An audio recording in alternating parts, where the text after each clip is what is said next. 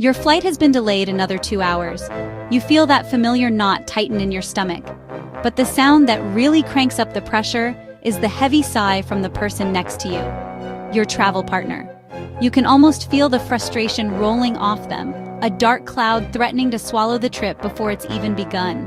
A travel meltdown is bad enough on its own, but when your travel partner's negativity starts feeding your own anxiety, it feels like you're trapped in a terminal with a ticking time bomb. Welcome back to Journeys of Peace.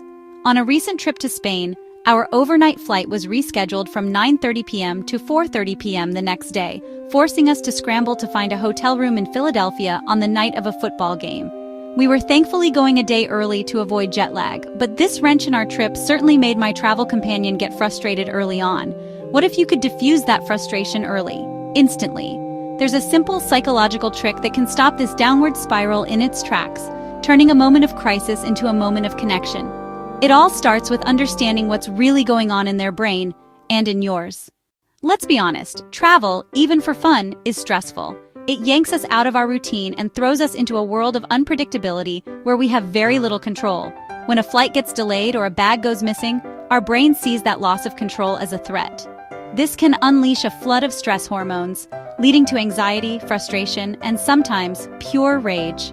For some of us, it's just an annoyance. For others, it's a full-blown crisis that feels like a psychological prison. When your travel partner starts to melt down, they aren't trying to ruin your vacation. Their brain is just reacting to that perceived threat, and their frustration is a symptom of that distress. The problem is, stress is contagious. When you're hit with their negativity, it's all too easy for your own nervous system to go on high alert. This creates a feedback loop of anxiety that makes everything 1,000 times worse. The key isn't to fight their fire with your own, but to understand the flame and gently put it out.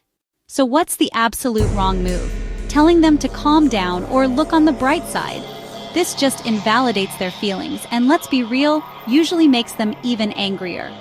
Arguing or getting frustrated yourself just adds more fuel to the fire. The secret isn't to dismiss their frustration, but to do the complete opposite. Here is the simple 2-step trick: validate, then redirect. First, validate their feeling. This is the most critical step. You have to show them that you hear them and that their emotion is totally legitimate. Use simple, empathetic phrases like, "This is so frustrating, I get why you're upset." Or, "You're right, this is a total mess and it's completely unfair." By siding with their emotion, you're not agreeing that the world is ending. You're just communicating that you're on their team. This simple act of validation immediately lowers their defenses and helps them feel heard, which is often what they really need. Second, after a moment, redirect. Once they feel understood, you gently shift the focus toward a small, positive, and collaborative action. Don't try to solve the entire problem, just change the channel. Okay, we're stuck for a while. Let's go on a mission to find the best coffee in this terminal. I know this is awful, but how about we find a quiet corner, put on that movie we downloaded, and just ignore everything for an hour? This shifts the dynamic from complaining about the problem to tackling a new, shared micro-mission. It gives you both a sense of control back.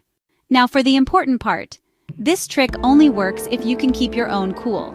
If you're a bundle of nerves, your attempt at calming them down will feel fake and probably backfire.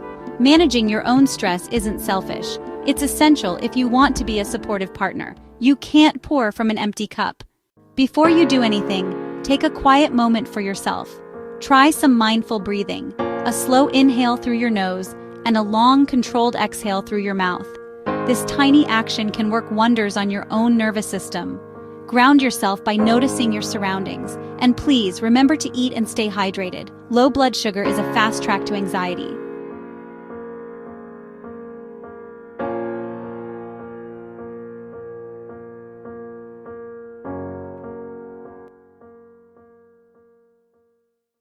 Finally, accept what you can't change. You can't control the airline, the weather, or that mysterious maintenance issue. Fighting reality only drains your energy. By focusing on what you can control, your breath, your next small move, and how you connect with your partner, you reclaim your power. Navigating the chaos of travel is a skill, and learning to manage the emotions is a huge part of the adventure. If you find practical tips like this helpful for making travel and life a little less stressful, take a moment to subscribe for more insights on building resilience, wherever you are in the world. The next time travel chaos erupts, remember the trick. Validate, then redirect. See your partner's frustration not as an attack, but as a call for support. Acknowledge their feeling to show you're an ally, then shift the focus to a small, shared goal.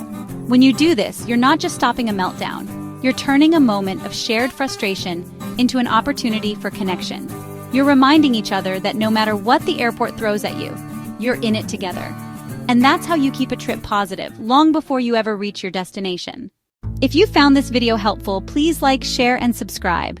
And as always, bon voyage!